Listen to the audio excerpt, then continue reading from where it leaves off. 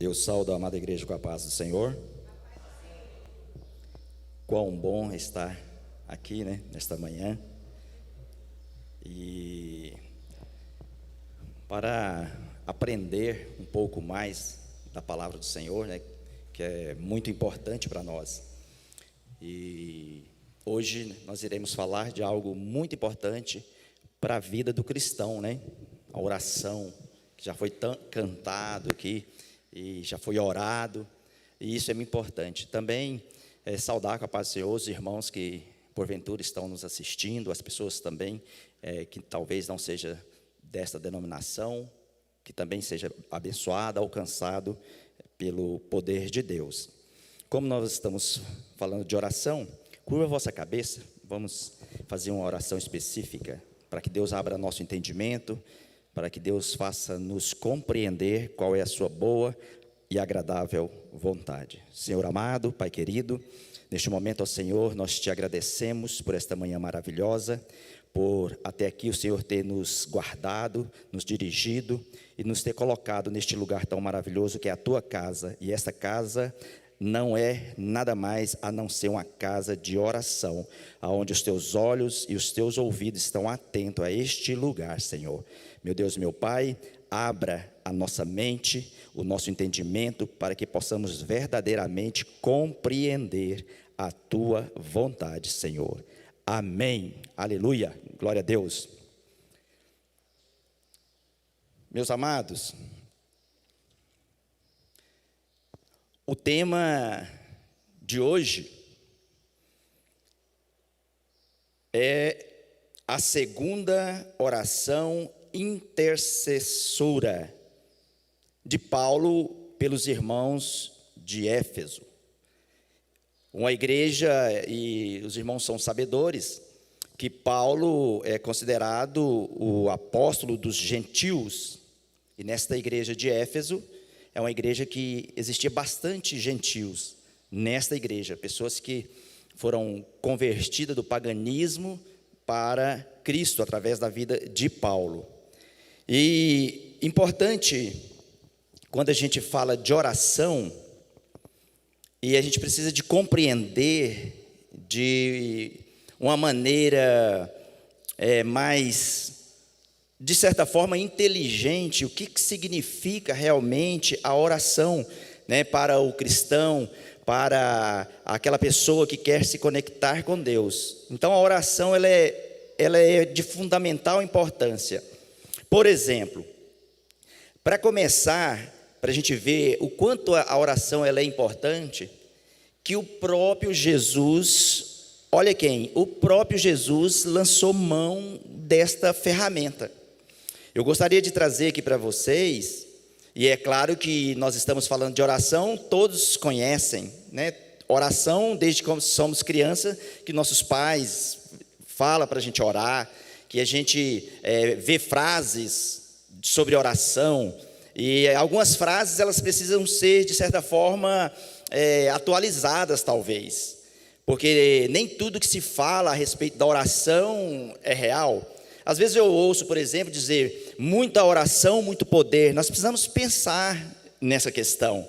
Não é bem assim, muita oração, muito poder. Ou seja, então, aquele que passa 24 horas orando, de repente vai sair, que as pessoas não podem nem encostar de tanto poder. As coisas não são assim.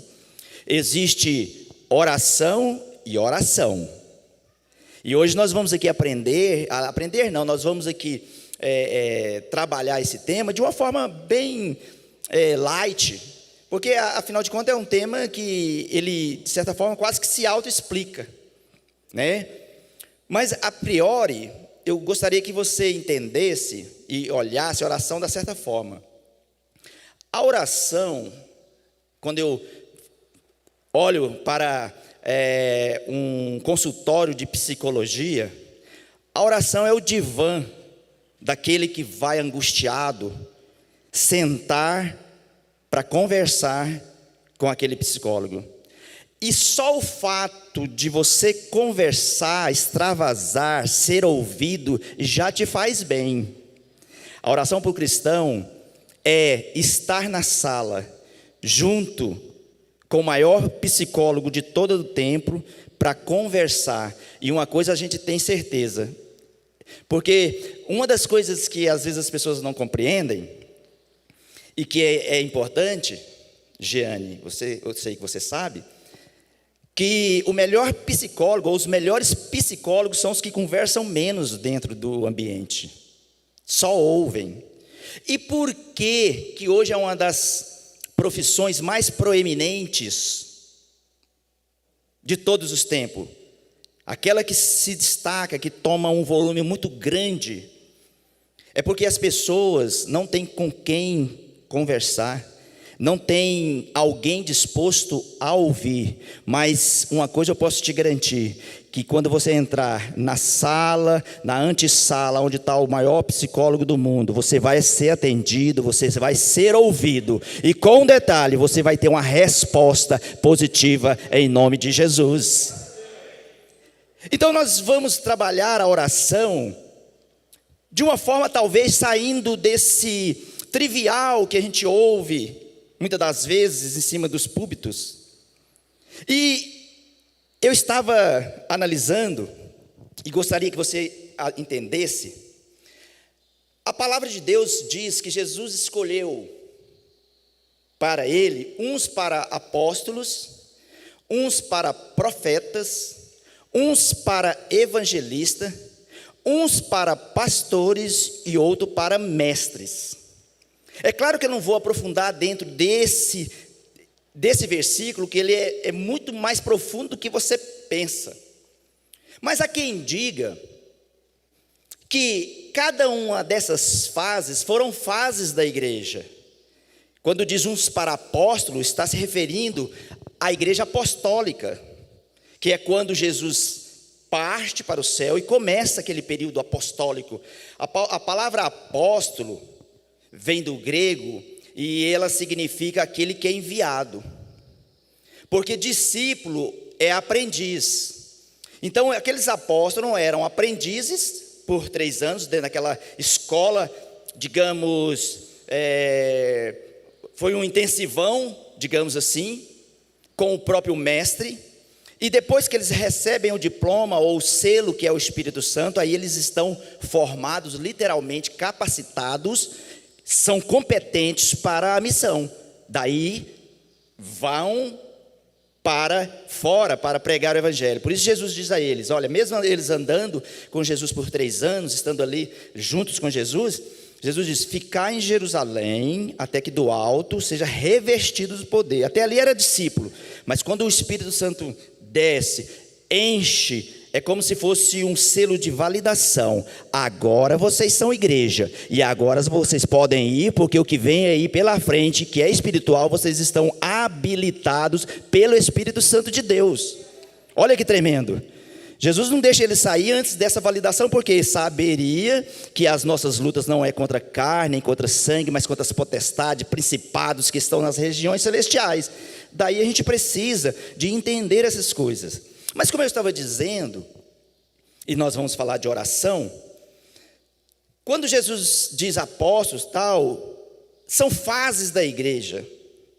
Na época dos apóstolos, na época dos profetas, na época dos evangelistas, que aconteceu quando o evangelho, isso no século 16, 17, já aconteceu essa explosão evangelística, que era a explosão dos grandes avivamentos no mundo inteiro. Então, porque o evangelista é levar as boas novas. Então, houve uma época na terra, no mundo, que houve uma explosão do evangelho, principalmente pós-reforma.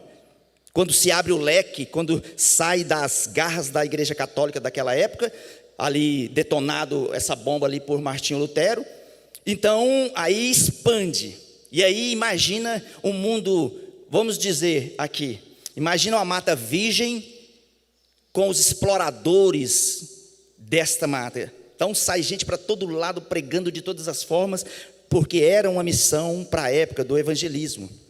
E depois, como evangelizou bastante, gente se converteram aos milhares, o que precisa? Precisa de pastores para apacentar, porque estão os rebanhos aí, então é necessário pastores para cuidar. Apesar de que hoje, pastor tem uma conotação diferente, está perdendo, de certa forma, o referencial, porque pastor, a palavra pastor, significa, e a função dele é pastorear, cuidar e proteger. Essa é a função. Mas aí passa essa fase do pastoreio e vem a fase dos mestres, que é o que nós estamos vivendo hoje. E o mestre aqui, eu gostaria que você entendesse, o mestre aqui, para a gente compreender essa lição, a palavra mestre aqui, ela vem de um grego pedagogo, pedagogia. O mestre aqui, nos tempos antigos, na Bíblia, existia uma pessoa chamada Aio. Aio era um escravo, onde ele era responsável pela criança, no sentido de levar à escola. E olha que interessante, o aio era aquele que fazia a conexão da criança na escola, ou significa, levava o menino no caminho do saber. Olha que papel interessante. Lembra da palavra de Deus quando diz: ensina o menino no caminho em que deve andar. E esse aio faz esse papel de conduzir a criança no caminho do saber.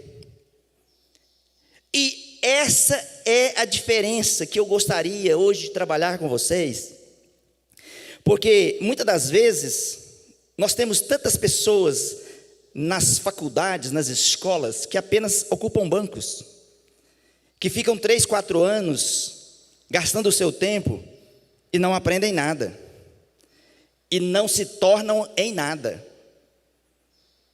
Eu gostaria de trazer para dentro da casa de Deus também, que não é diferente. Apenas não é falado, porque não é qualquer um que quer falar. Mas na casa de Deus, da mesma forma, muitas pessoas entram nesta escola e muitas das vezes não aprendem nada. Vou trazer para você uma história verídica de poucos dias que alguém me contou, mas que é uma realidade da igreja, e eu gostaria que vocês compreendessem, tentassem compreender, é claro.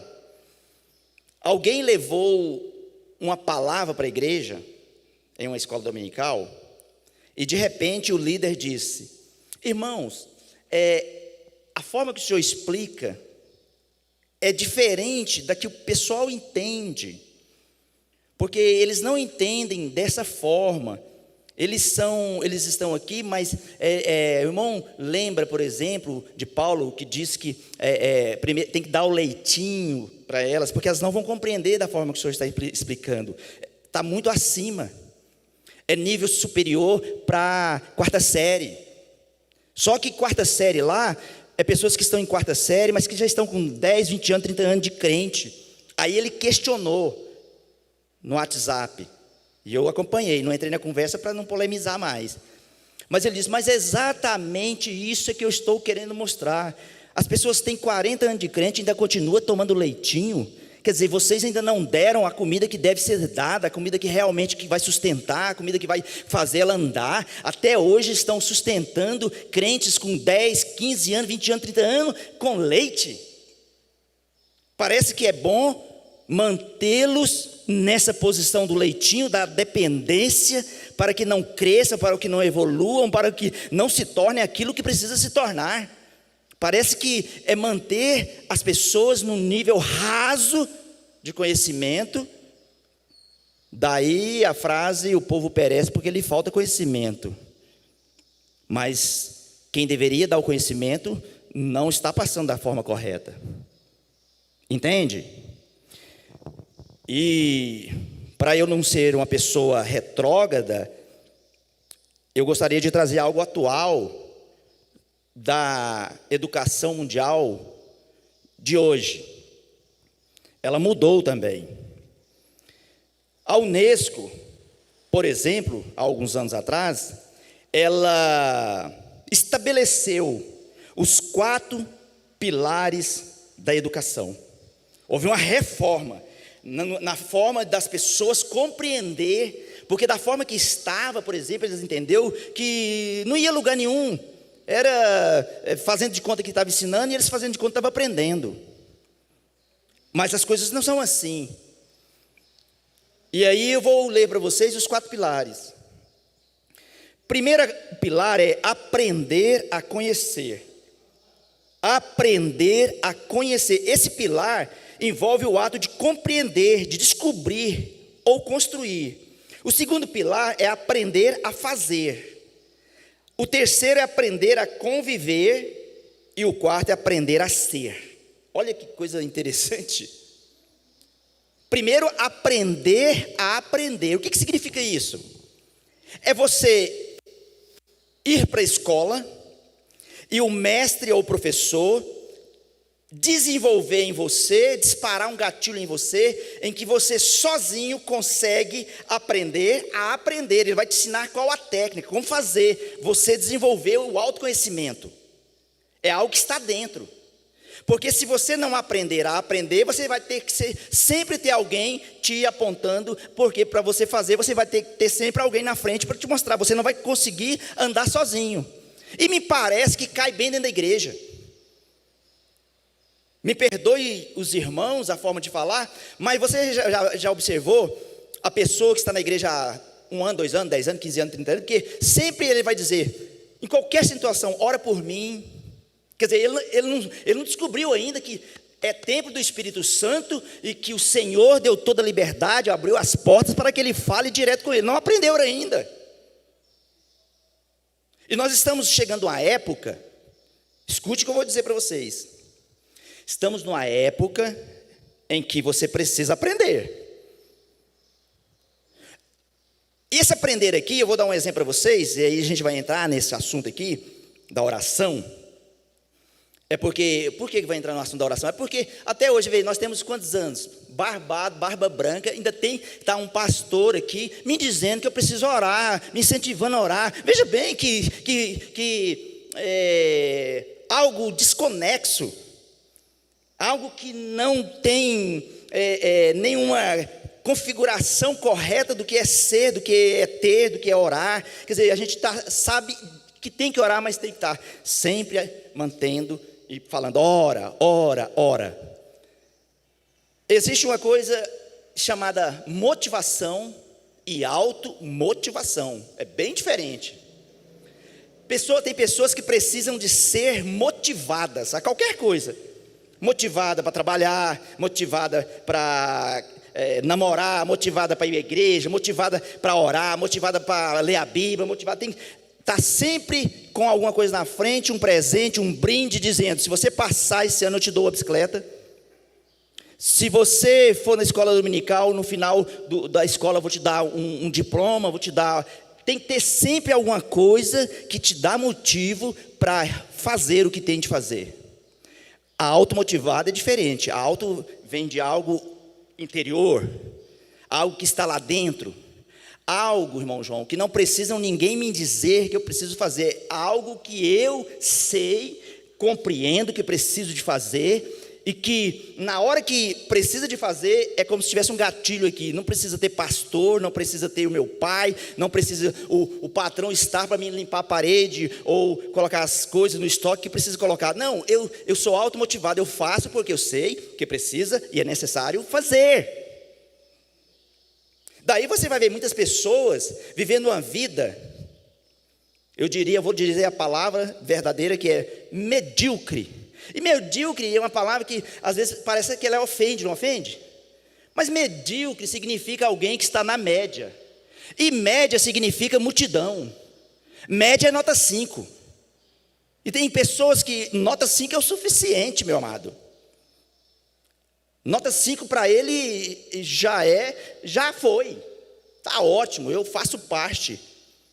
Mas a gente precisa saber que Deus tem mais para nós. Deus tem nota 10 para você. Deus tem algo que está além da linha de chegada, que muitos só querem chegar até ali. Mas tem pessoas que vão chegar além, mas é porque ela compreende que ela precisa fazer o que tem de fazer, o que foi ensinado. Ensina o menino no caminho em que deve andar.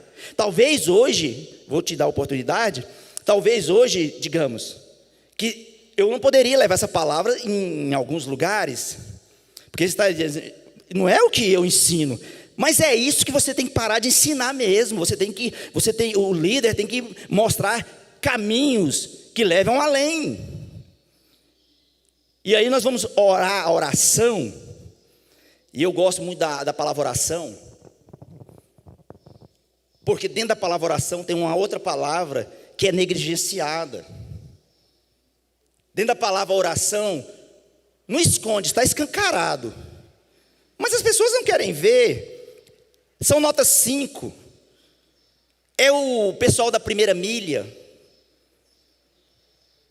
Não querem atravessar para a segunda milha, sabendo que é na segunda milha que as coisas acontecem. É na segunda milha que estão os melhores.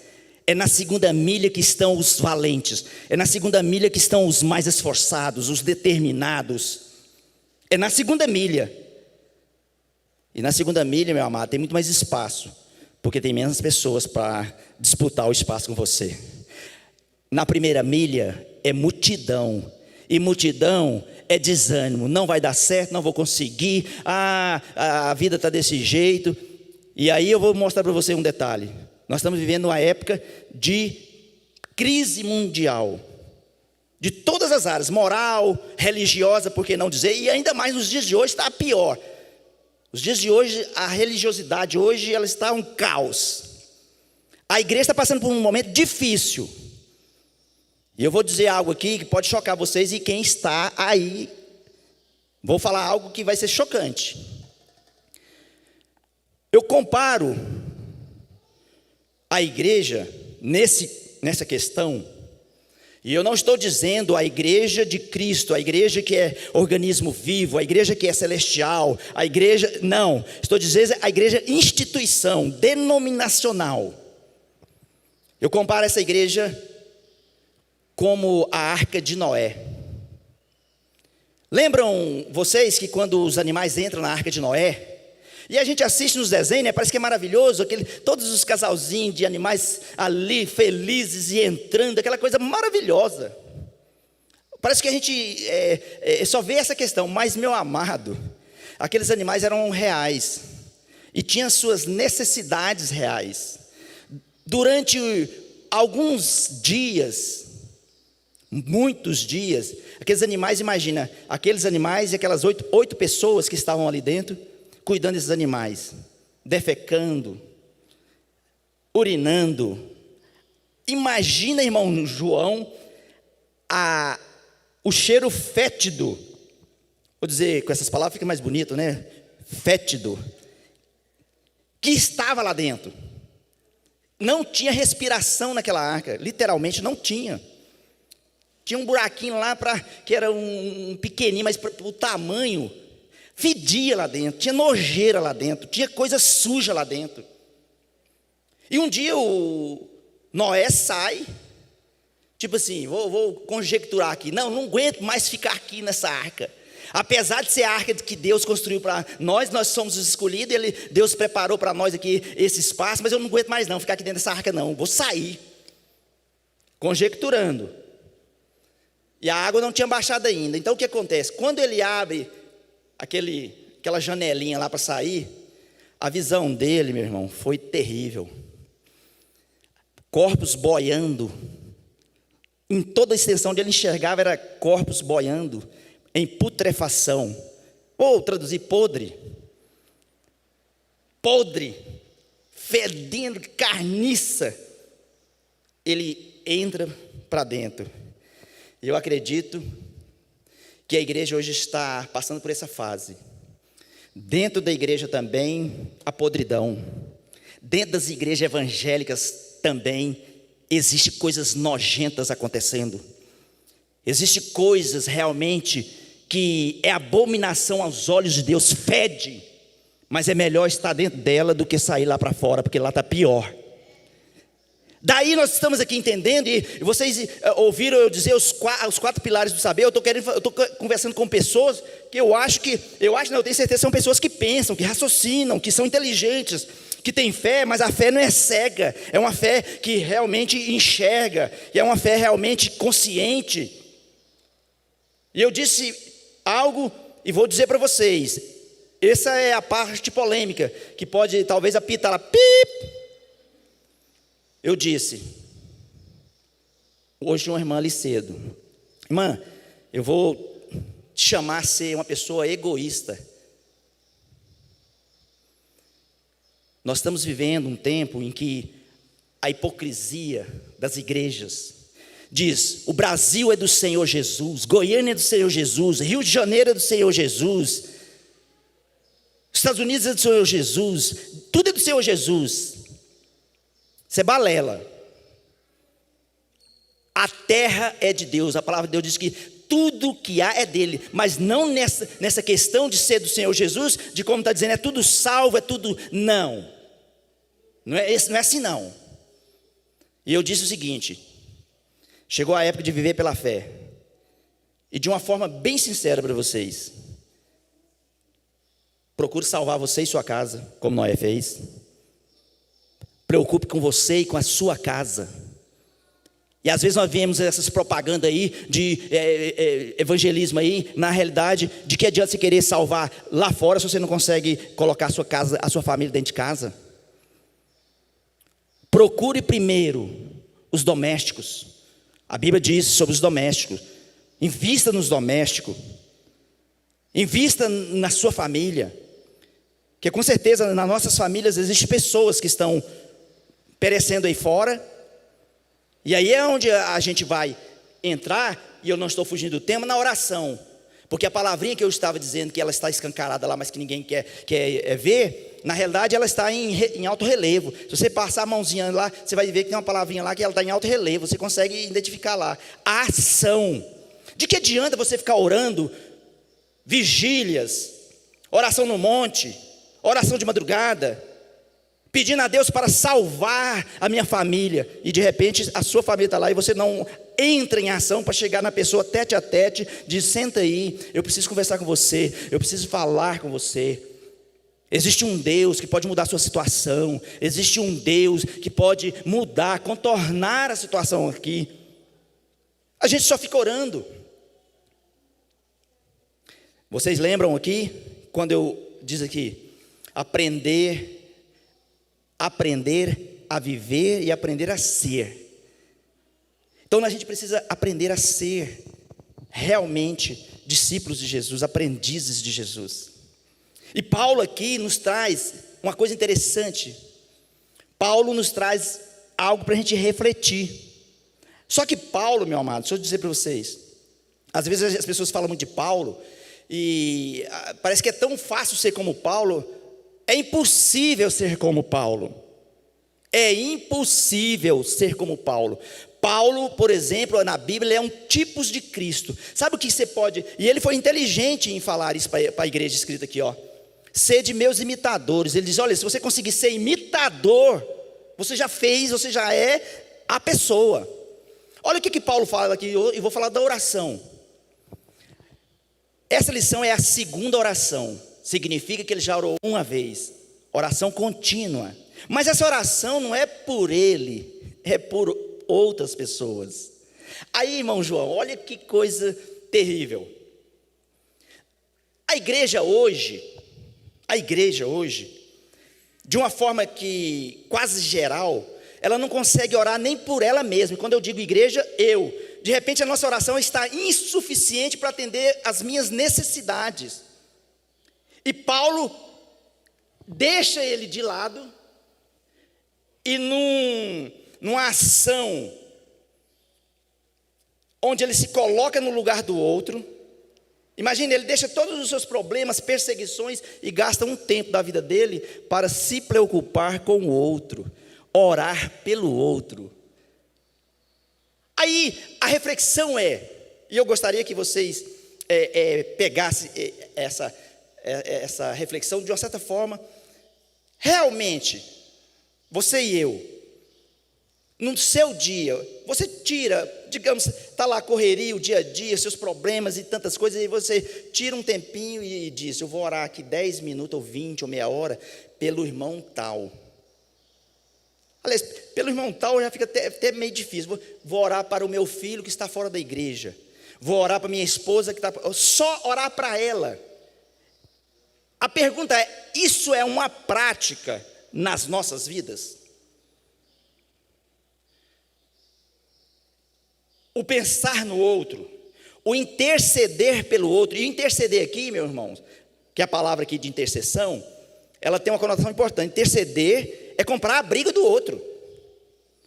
É literalmente, vou dar um exemplo para você. Acontecia muito na escola, na minha época, viu? Eu não era disso não, mas acontecia, eu assistia muito e até torcia às vezes. Briga fora da escola. Talvez você lembre lá, na escola tinha...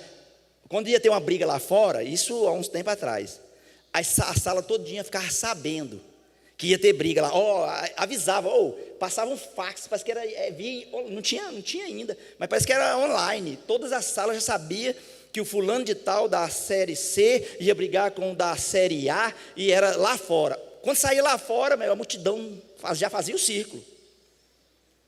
E aí, de repente, estava lá os dois para brigar. Irmão João lembra disso. Existia aqueles que gostavam de ver o circo pegar fogo. E tinha na época existia algo interessante, coisa passada, Amanda. Estava lá os dois para brigar, na realidade nenhum dos dois queria brigar, mas o barulhão, a opinião pública fez lá, né, todo o cenário já estava, quando o cara sai lá fora já está o palanque, o ringue, já está tudo pronto. Quer dizer, não tem como sair dessa situação.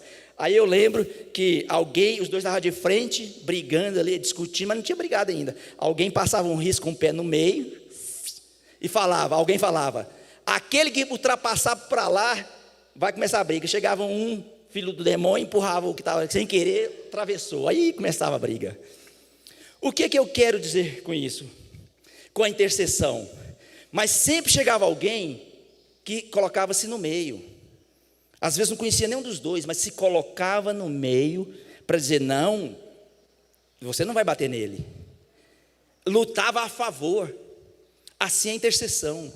Alguém está passando por uma dificuldade com demônios, que existe muito, né, perturbação demoníaca. Aí você vai entrar dentro desse lugar. Você vai se colocar junto. Você vai dizer, agora você imagina, você está lutando sozinho aqui, eu vou, dois é melhor. Então você vai entrar nessa luta, você vai interceder por essa pessoa.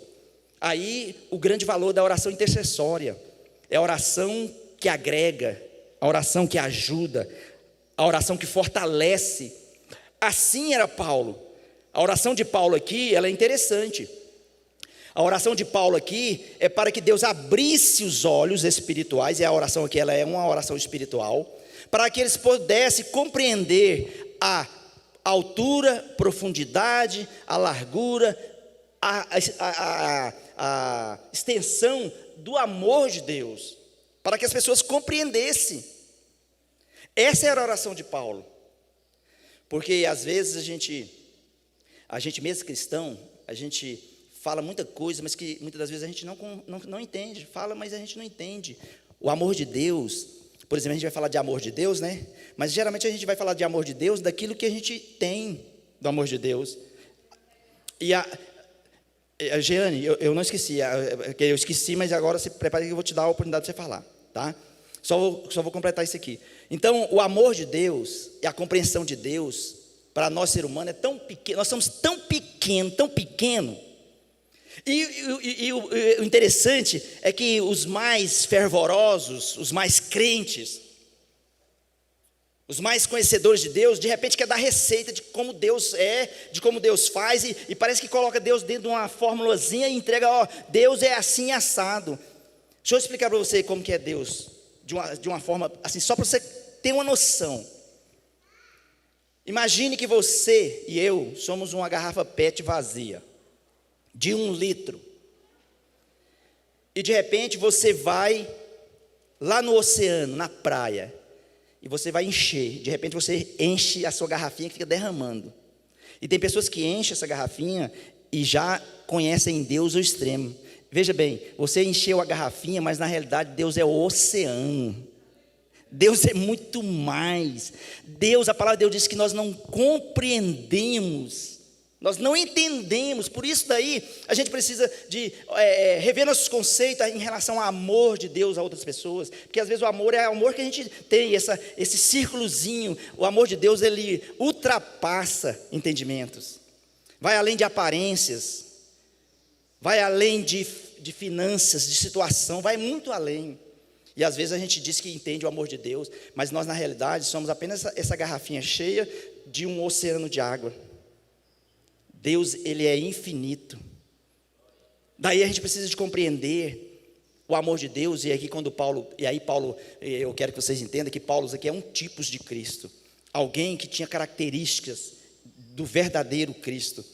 Então não dá para comparar nós com Paulo, não dá nem para fazer comparação, você entendeu?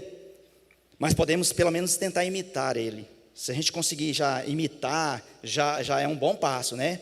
E quando se fala de oração, Jeane, quando você lê Atos dos Apóstolos, você vai ver que Paulo, duas coisas Paulo fazia. Aonde ele colocava os pés, a primeira coisa que ele fazia era pregar o evangelho. A primeira coisa, em qualquer lugar, era pregar o evangelho e orar. Essa foi a vida de Paulo. Paulo chegava num porto, quando descia, aliás, antes de descer, no navio mesmo, já estava Paulo pregando. No navio. Quando chegava no porto, pregava. Quando todo sábado ia para a sinagoga. Então a vida de Paulo é uma vida de oração, é uma vida de pregação. Daí a questão de Paulo ser tão grandioso, no sentido de abrir igrejas, de almas para Cristo. Daí o título que faz a ele é um título interessante: o príncipe dos apóstolos. Porque não teve igual, mas tinha uma vida de oração, tinha uma vida de ação.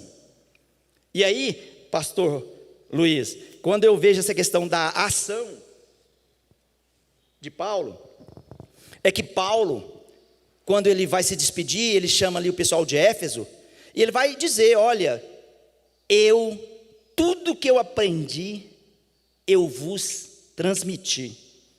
Ele vai dizer: olha, até o meu sustento, olha a ação, ele não era homem de oração, mas olha a ação. Ele diz: até o meu sustento, para mim, pessoalmente, com as pessoas que andavam comigo, eu trabalhei fazendo tendas para não pesar sobre ninguém. Veja que o quanto é importante essa vida de oração, mas de ação, de atitude. Isso é importante, porque às vezes, e aí parece ser chato, porque às vezes esse tipo de fala, ela bate um pouco de testa com a gente. Porque a gente gosta de ouvir o seguinte: vamos orar e o fogo vai cair. Vamos orar e Deus vai fazer acontecer. Deixa eu te falar um negócio. Uma coisa eu tenho certeza: toda oração, escute, toda oração ela é ouvida, mas nem toda é atendida. Toda oração Deus ouve. Por quê? Porque Ele é onisciente, onipresente, não tem como. Mesmo se não quisesse, não tem nem jeito. Ele vai ouvir. Agora, nem todas são atendidas. Existe, por exemplo, vou dar um exemplo para você. Por isso que, o que eu estou dizendo da oração? É porque às vezes a gente também coloca a oração como se fosse a ferramenta. Acima da oração, existe uma coisa poderosa, chamada vontade de Deus. Às vezes você ora, mas não é vontade de Deus. Você entende? Você tem que depositar a sua confiança, não é na oração, é naquele que ouve a oração. E às vezes tem pessoas que se frustram com oração, porque você vai ver o seguinte: tem pessoas que oram e as coisas não acontecem e ela fica frustrada. Mas você lembra aqui da questão do leite? Talvez são pessoas que estão tomando leite ainda não foi confrontada para dizer que a oração é uma ferramenta, ela é meio e ela não é o fim. O importante é você entender que a oração é um meio e não o fim. Para que você não fique frustrado. E a oração tem um poder também, um poder extraordinário. Sabia que a oração, você vê, é por isso que você precisa entender que a palavra de Deus, de repente você fala as coisas, de repente se você não entende, você vai dizer: mas está contradizendo. A oração tem um poder, inclusive, de mudar o pensamento de Deus. Deus dá um veredito e a oração faz Deus mudar. Ah, mas Deus não muda. Muda. Ah, eu não posso lutar com Deus. Pode. Vou dar 2 exemplos de luta com Deus. O rei Ezequias. Vou dar 2 exemplos para você, porque de repente a gente aprende na igreja que você não pode falar com Deus, você não pode questionar, você não pode, mas tem que saber como. Por exemplo, rei Ezequias, veio um veredito do profeta, e o profeta naquela época, né, pastor?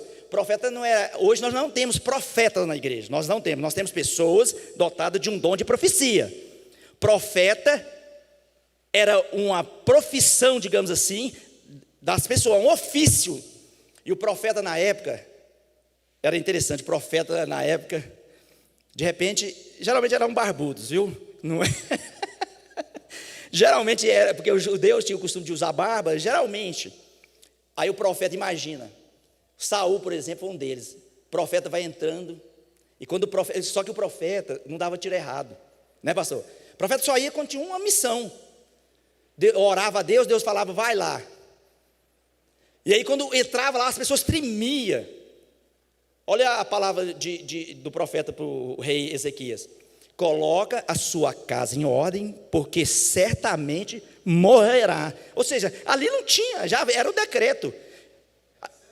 A sentença. Eu diria no dia de hoje, né? Se fosse naqueles dias eu gosto muito daqueles filmes tipo Robin Hood, que tem aqueles mensageiros que levam a mensagem de um rei. Aí ele abriu o rolo, pergaminho e diz: assim diz o Senhor. Meu irmão, ali tremia as bases, porque se fosse bom, maravilha, mas se fosse sentença, e aí aconteceu, o profeta Isaías diz, assim diz o Senhor, tremeu, coloca sua casa em ordem, porque vai morrer, só isso. E outra, Deus aqui foi tão exigente, né? Você vai morrer, mas você não vai deixar a casa bagunçada, não. Você vai morrer, mas você vai deixar as coisas organizadinhas. Você não vai transferir a responsabilidade para o outro, não. Você vai arrumar a casa, deixar arrumadinha, para você poder partir.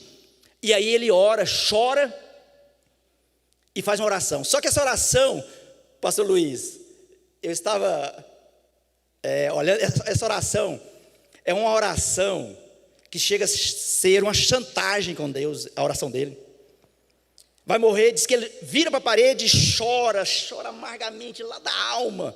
E aí ele apela para o sentimentalismo, joga na cara de Deus. Senhor, tu sabes que eu fui um servo fiel. Lembra daquilo que eu fiz. Olha aí, jogando na cara de Deus, apelando para o sentimentalismo. E aquilo mexeu, foi uma oração. Existem vários tipos de orações. Foi uma oração lá da alma, mas que tocou o sentimento de Deus. E aí o profeta Isaías sai e continua chorando. Daqui a pouquinho, o profeta voltando, dizendo: Deus vai te dar mais 15 anos de vida. Foi festa. Agora, eu estou dizendo que você nem sempre, mesmo com um decreto de Deus, você tem que aceitar. Talvez esse decreto foi apenas um teste para ver como você confia em Deus. Você está entendendo? Às vezes é um homem de Deus e te profetiza algo para você e você já desespera. Não, meu amado, vamos lutar. E aí outra coisa, pastor Luiz, e estou trazendo aqui coisas fora da caixinha, que você não ouve todo dia. Uma coisa interessante, Milena, esse dia eu disse, o cara ficou doido comigo, eu sou um herege. Eu disse para ele: você, para alcançar, pastor Luiz, os nossos objetivos, os nossos desejos mesmo de pessoa, tem vezes que você precisa de orar para Deus dessa forma. E outra coisa interessante, às vezes você precisa lutar com Deus de verdade, ação, braçal. Jacó não apelou para o emocionalismo, apelou para o braço. A palavra de Deus diz, leia lá em Gênesis, quando Jacó atravessa o val de Jaboque, a palavra de Deus diz que ele atravessa a família, deixa seguro, volta para o val de Jaboque e fica só. Ou seja, agora é eu e Deus. Sabe por quê? Porque chegou um momento na vida de Jacó que ele não aguentava mais só orar, só falar com Deus. Ele tinha que agir, ele tinha que colocar a mão na massa, ele tinha que fazer alguma coisa para resolver a situação, porque ele já não aguentava mais ser chamado de trapaceiro, de alguém que puxou o tapete do irmão. Ele já não aguentava mais, que enganou Labão. Ele já não aguentava mais. Sabe o que acontece? Diz que ele vai, e quando ele chega no val de Jaboque, val aqui significa rio raso, viu? Val é rio raso. E aí luta com o anjo. Lá diz um homem, mas era uma figura espiritual. Diz que lutou com o anjo e o anjo já estava cansado. A Bíblia diz que o anjo cansou e diz: larga, me larga. Ele diz: eu não te largo enquanto você não me abençoar. Aí, aonde o anjo disse, ele já estava amanhecendo, ele disse: esse cara não vai largar mesmo não. Esse cara deve ter lutado MMA, boxe, Muay Thai, alguma coisa nesse sentido. De uma forma só figurar para você entender. Ele lutou. Aí sabe o que está escrito lá? Não é eu que estou dizendo. Você vai ler lá e você vai entender. E Jacó lutou com Deus e venceu. E Jacó lutou com Deus e venceu. A questão é: você está disposto a lutar com Deus para vencer essa batalha que você está passando? Você está disposto a chorar para Deus para você vencer essa batalha que você está passando? É essa a questão. Ou às vezes você é do tipo que fica quietinho, mas pede para a igreja orar. Pede para outro orar para a sua situação ser resolvida. Sabe o que é isso? É você estar na arquibancada assistindo um jogo, vendo alguém, colocou alguém para fazer um gol no seu lugar, em vez de você estar lá dentro, lutando, brilhando para fazer um gol. É você pegar a sua vida como um carro, ao invés de você dirigir, você coloca um terceiro para dirigir a sua vida. Com Deus você precisa de estar frente a frente, tete a tete, meu irmão. E outra, não tem essa questão de hoje, oração, de repente você fazer aquela oração bonita, porque na realidade o que acontece? A oração, isso eu já fiz demais. Às vezes eu oro como se eu fosse o próprio Davi. Senhor, aí eu pego o salmo de Davi, eu faço como se fosse ele. Eu não sou Davi, eu tenho que orar, expor as minhas fragilidades. Eu tenho que abrir o coração e mostrar minha alma ferida. Eu tenho que dizer para Deus, sabe por quê? A verdade, porque um diagnóstico só é bem feito e o remédio é na medida quando o diagnóstico ele é verdadeiro. Você vai no médico, por exemplo, e de repente você esconde alguma enfermidade que você sabe que você tem, mas você mente. E o médico vai fazer o quê? Vai fazer em relação àquilo que você falou, não é? Ele vai passar a receita conforme aquilo que você disse, mas você omitiu.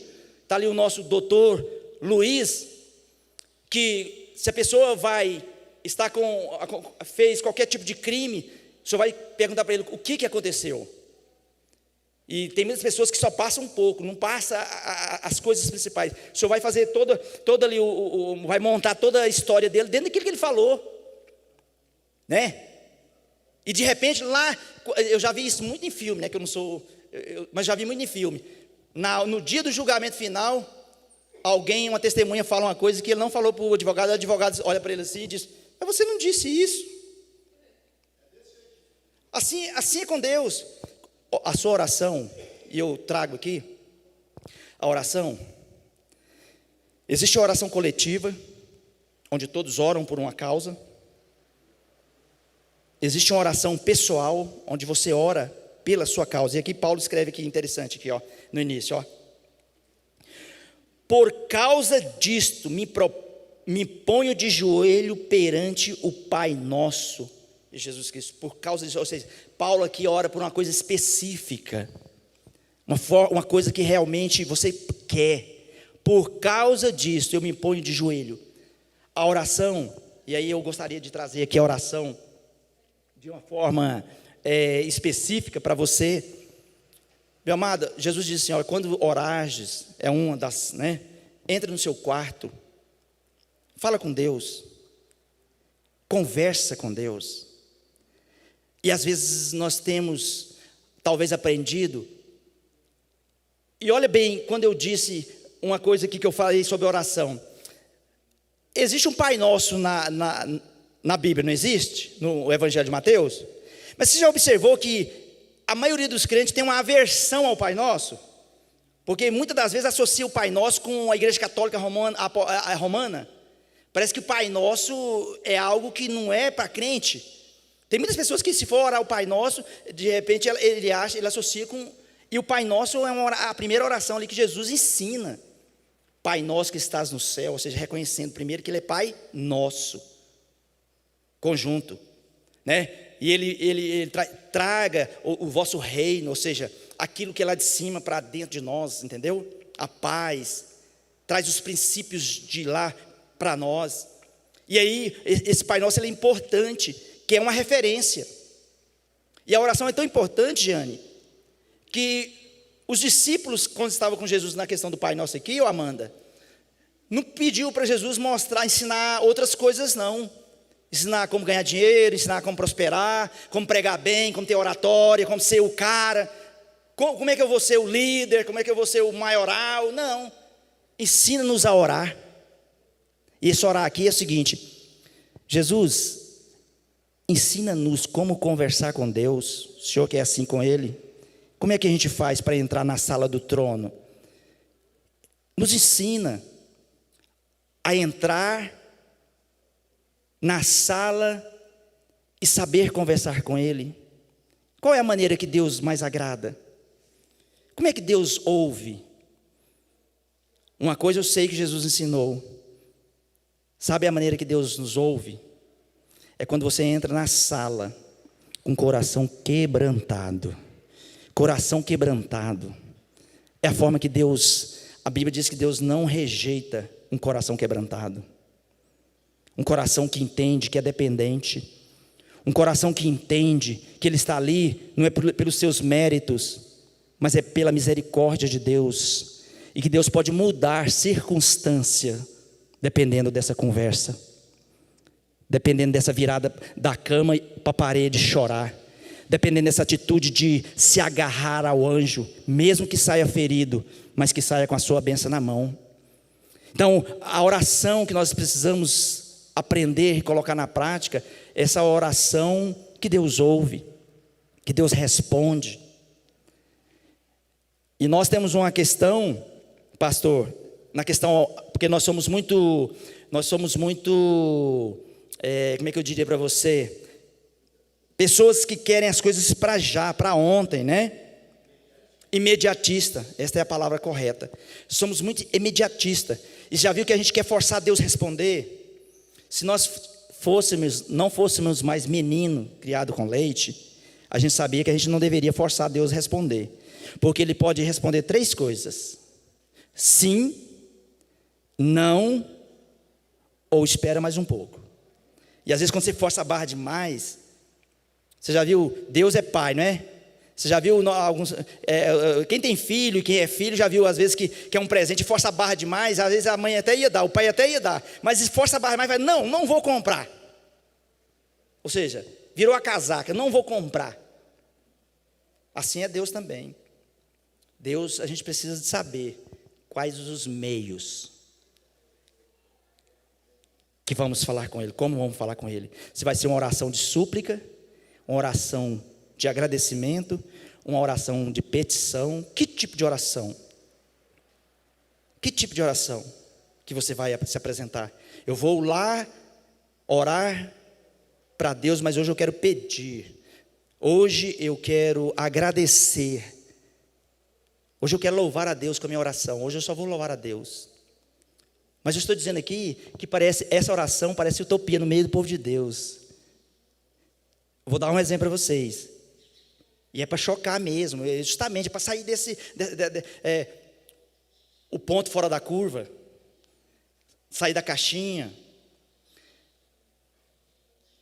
Já observou? Às vezes nós vamos fazer um clamor aqui na igreja.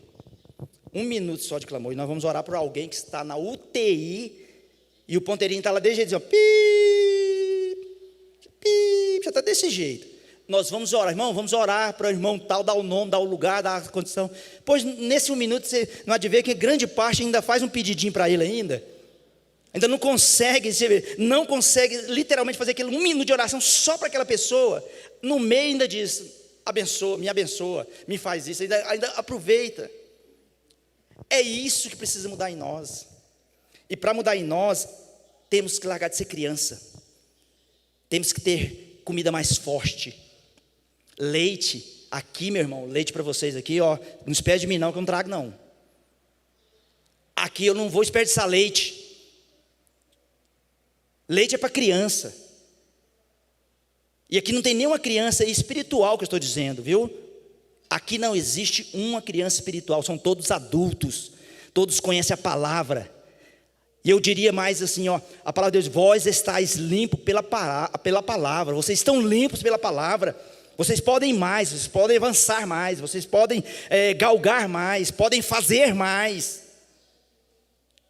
Agora tem que sair dessa plataforma de criança.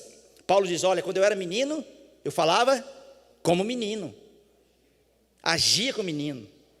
Apesar, né, que o que tem de menino barbado, barba branca e menino, emburra com Deus, emburra com a liderança, emburra com uma pessoa, emburrados.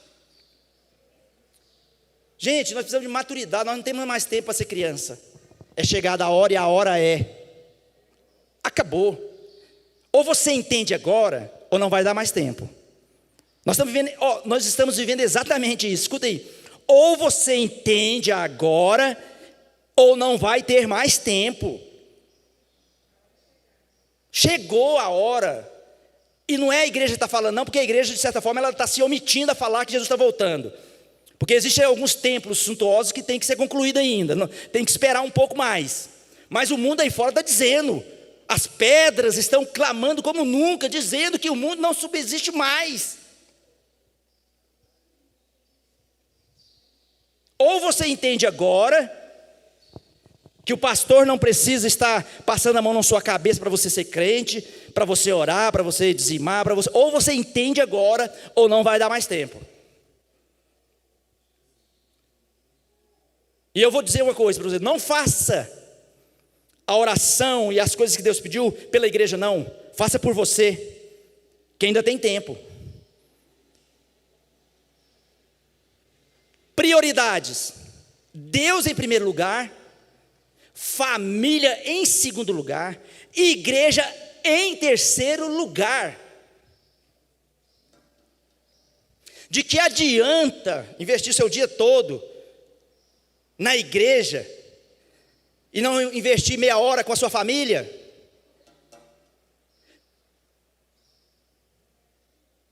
E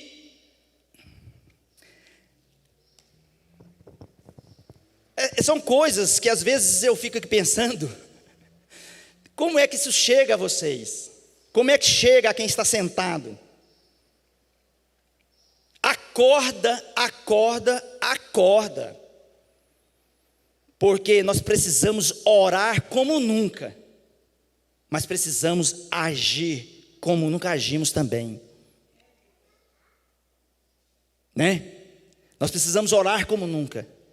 E a oração aqui é uma ferramenta, dentre outras, que Deus nos entrega dentro de uma caixa de ferramenta.